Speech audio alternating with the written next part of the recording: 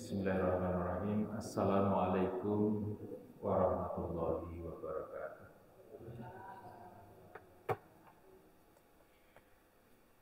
Alhamdulillah, assalatu wassalamu ala rasulillah wa ala alihi wa sahbihi wa man walah. La haula wa la quwwata illa billah.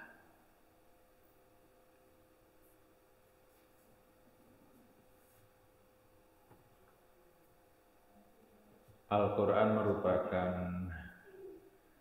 kitab yang diturunkan untuk orang-orang yang bertakwa. Dzalikal kitabu, inilah Alkitab, yang dimaksud adalah Al-Quran. Kitab itu artinya yang ditulis. Jadi kalau dalam bahasa Arab itu, kalau diurut itu kan ada namanya ilmu syaraf. Ilmu syaraf itu satu kata itu kalau dicari ada asal usulnya. Kalau telah menulis itu kataba, kalau sedang menulis itu yaktubu. Terus kalau yang ditulis namanya maktubun atau kitabun. Tapi kitab itu sebenarnya bentuk masdar, tapi dimakna maf'ul, yaitu yang ditulis. Sedangkan penulis atau sekretaris namanya katib. Sehingga dalam kepengurusan itu namanya ada katibul am. Katibul am artinya sekretaris umum. Mungkin kalau mungkin kepengurusan masjid ini mah dibuat kayak gitu ya, mungkin menarik juga. Sekretaris umum, katibul am. Kemudian ketuanya Rois am, Pak Udin Nasidi Rois am, pimpinan umum. Nah, karena urut-urutan ilmu sorof itu, kemudian Al-Quran itu terjaga. Nah, terjaga mulai dari bacaannya, termasuk juga dalam penjagaan makna. Jadi kalau ada orang yang salah baca itu kadang-kadang ketahuannya dari nahwu sorofnya, jadi dari tata bahasa Arabnya. Kelirunya kadang-kadang, oh ini harusnya harokatnya dhammah atau harokatnya kasroh atau harokatnya fathah, itu ketahuan karena yang mendengar itu tahu nahwu sorof.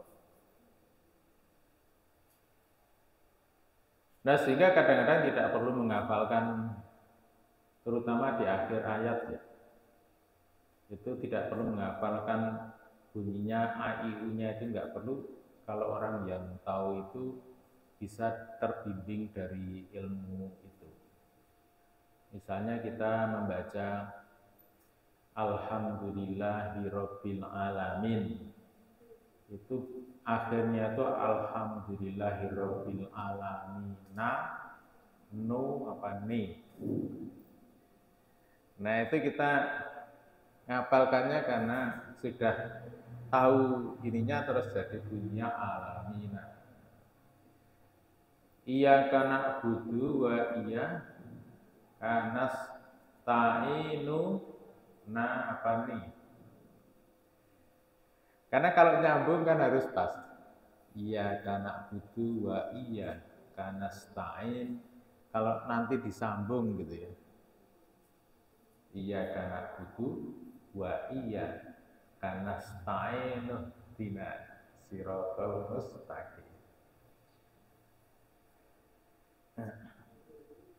Nah, itu kan karena tahu asal usulnya. Tapi ya kita nggak usah sampai ke sana lah mikirnya, tapi kita punya gambaran. Oh, kok dia bisa membetulkan apa ya? Belum tentu apa. Tapi karena tahu itu. Jadi bahasa Al-Quran itu terjaga dari ilmu bahasa Arabnya itu. Tidak ada keraguan di dalamnya. Artinya Al-Quran itu meyakinkan isinya itu meyakinkan, beritanya valid, tidak ada hoaknya. Hudan lil mutakin, sebagai petunjuk bagi orang yang bertakwa. Ini awal surat Al-Baqarah.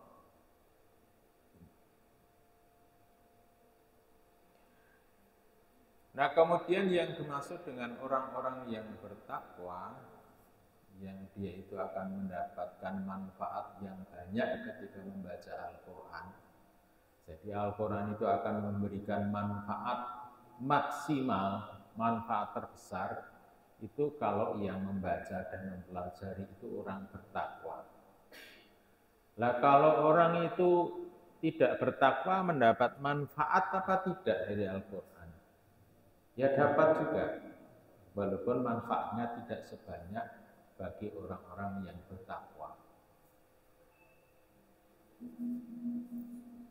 Banyak kok itu orang-orang yang suka mengutip Al-Quran kalau ceramah. Saya tuh pernah mendengarkan ceramah itu dari awal sampai akhir, ceramah apik tenan. Terus pokoknya saya kalah nek ceramah model kayak apik tenan dari awal sampai akhir. Itu di sekolah. Kepala sekolahnya yang ceramah. Pas Ramadan menjelaskan supaya para wali murid itu mau membayar uang bantuan. Ini ceramah apa tenan, jelaskan tentang sedekah, tentang puasa bulan Ramadan. Terus ku apik tenan. Sebelum ini orang muslim. Saya itu ngertinya itu sudah pulang. Cerita sama anak saya, wah mau sing ceramah apik tenan kepala sekolah. Nah, ceramah apa ya? Ceramah menjelaskan supaya wali murid itu mau bayar sumbangan. Ternyata dia mengutip juga ayat-ayat gitu. Terpantas gitu loh mengutip itu. Diurutkan itu pantas kok iso ya. Itulah kemujizatan Al-Quran. Manfaat juga ternyata banyak yang bayar kok. Jadi Al-Quran yang luar biasa, dan barokahnya Al-Quran itu luar biasa. Sampai saat ini di Indonesia buku yang paling banyak dicetak itu Al-Quran, dan sudah nguripi banyak sekali orang. Itu baik percetakannya, itu baik yang punya itu muslim atau tidak, semuanya nyetak Quran. Di Klaten itu ada penerbit, itu juga punyanya non muslim nyetak Quran juga, walaupun nyetak Qurannya itu pesanan. Jadi misalnya ada penerbit punya naskah dibawa ke sana, nyetak di sana. Itu dari Jawa paling barat sampai Jawa paling timur banyak masuk ke sana. Terus Gramedia itu juga mencetak Quran. Saya agak lupa bagian depannya apa namanya ininya. Itu juga cetak Quran. Padahal Gramedia yang pemiliknya juga non muslim. Jadi itu kan dapat barokahnya Quran. Orang yang untuk maca Quran ini nggak dapat hidayahnya, tapi dapat duitnya. Jadi luar biasa. Dan itu seluruh dunia. Dari seluruh dunia kitab yang paling banyak dicetak itu adalah Quran. Dan ketika buku itu sekarang sudah tidak laku, yang masih laku Quran. Pun jenengan nek ora percaya nang takon kali toko-toko buku niku. Sing payu napa? Sing payu Quran. Buku itu sebenarnya udah nggak laku, tapi orang masih mencari Quran dibeli. Walaupun orang sudah ada Quran di HP, orang masih kepengen megang Quran. Iso ngemek, iso nyawal. Mau kadang-kadang Quran itu ditaruh di lemari, rasanya ayat ada Quran. Ya kalau ya setahun bisa pas Ramadan dibuka. Nah, alhamdulillah gerakannya luar biasa menghatamkan Quran. Itu diakui oleh semua orang, bahkan yang lebih menggumulkan lagi. Quran itu bukan hanya dibaca, tapi banyak orang yang hafal. Banyak orang yang hafal dari awal sampai akhirnya, termasuk jenengan dia hafal. hafal dari Wadduha sampai Anas. Hebat loh itu. Karena kalau kita lihat yang lain itu nggak ada yang hafal segitu. Oh, naik di lembari, ya lumayan lagi. Di lembari, berapa lembar yang dengan hafalan ini? Itu lumayan. Jenengan ajeng takon, Mas jenengan ya apa ora sing jenengan gorono ini. Coba mbok jenengan nekke sak lembar ora usah nganggo buka. Mboten saged. Sing iso hafal ngoten iki sak dihafal seperti itu hanya Quran. Nah, sehingga bacaan Quran kita itu dimanapun itu ya sama. Kalau ada beda itu namanya beda lahjah ya, beda sedikit cara baca, tapi sing dimaksud itu sama gitu. Yang dimaksud itu sama. Nah, orang-orang yang bertakwa itulah yang mendapatkan manfaat terbanyak dari Al-Quran. Bagaimanakah orang-orang yang bertakwa itu? Kemudian disebutkan sifat-sifatnya. Nah, sifat-sifatnya disebutkan di ayat berikutnya.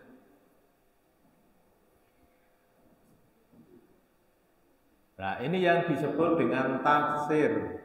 Nah, tafsir itu artinya menjelaskan Al-Quran, menjabarkan Quran. Nah, penjabaran yang pertama itu adalah ayat dijabarkan, dijelaskan dengan ayat yang lain. Ini yang pertama. Kemudian yang kedua ayat dijelaskan, dijabarkan dengan hadis Rasulullah. Kemudian yang ketiga, Al-Quran dijabarkan, dijelaskan oleh para sahabat Nabi. Kemudian yang keempat, itu Al-Quran dijabarkan oleh para muridnya sahabat. Ini pun mandek beginiku, itu yang bisa digunakan sebagai acuan kalau mencari makna, maka yang dibahas pertama itu yaitu tadi penjabaran ayat dengan ayat, ayat dengan hadis, ayat dengan penjelasan sahabat. Yang keempat, ayat dijelaskan oleh muridnya sahabat namanya tabi'in.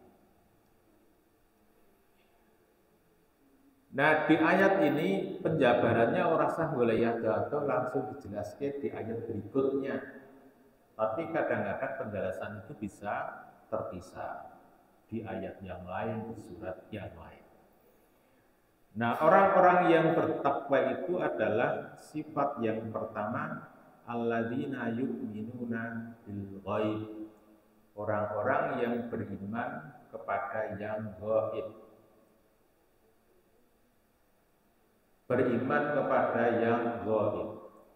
Beriman kepada yang gaib itu adalah beriman kepada Allah, kepada malaikat, kepada kitab-kitab, kepada rasul-rasul, iman kepada hari kebangkitan, iman kepada surga neraka, iman kepada alam kubur.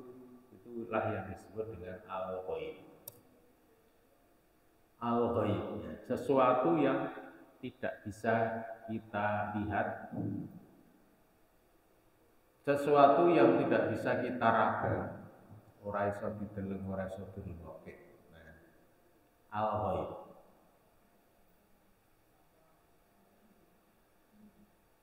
Termasuk al-ghaib niku barang-barang yang peristiwa yang terjadi orang-orang yang hidup di masa lalu sing kula njenengan pun mboten pethuk. Kan niku kula aturke enten para nabi. Terus ada kitab-kitab sebelumnya. Itu termasuk perkara gaib yang kita yakini.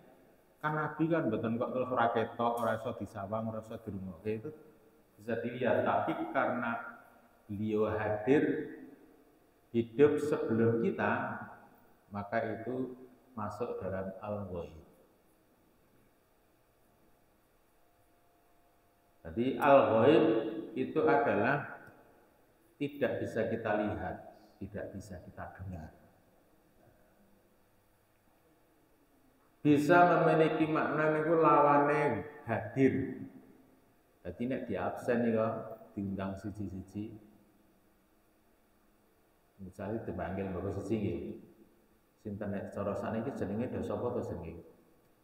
Nek zaman biyen kan jenenge ada jeneng sing cekak-cekakno Bejo hadir, Tarno hadir. Nek zaman biyen. Saat ini jenenge kabeh apik. Ora ono jeneng ngoten niku.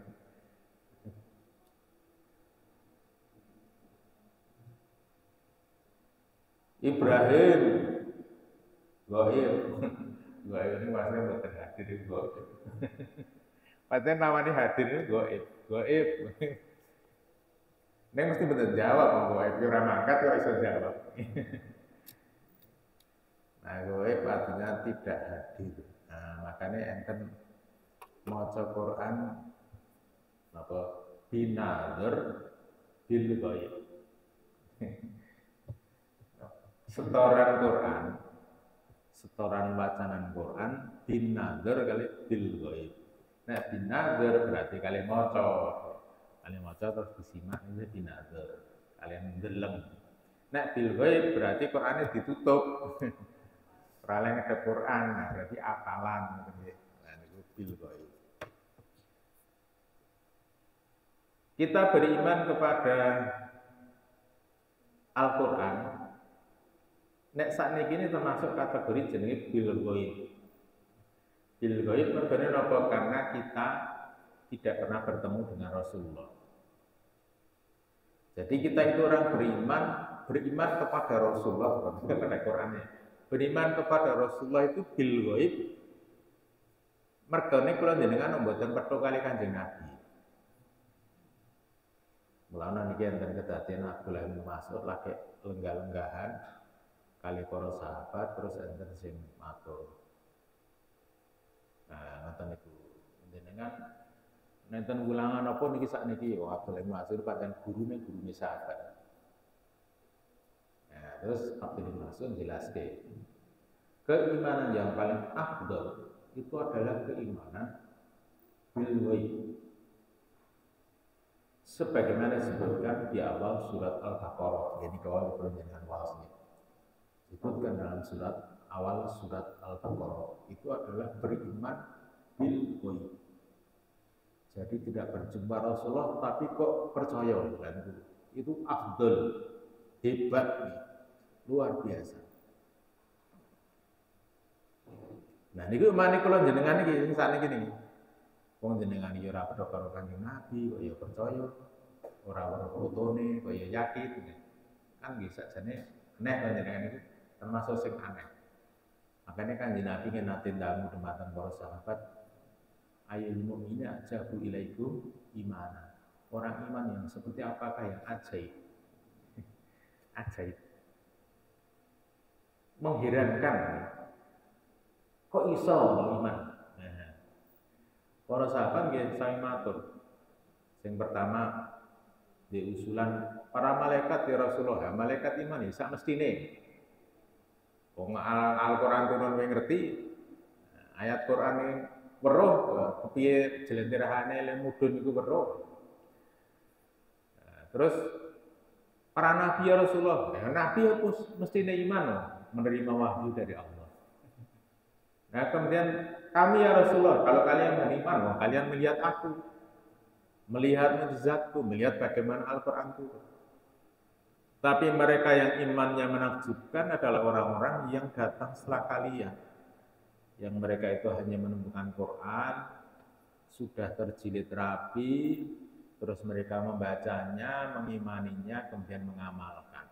Nah, itu ngomong kita kok iso.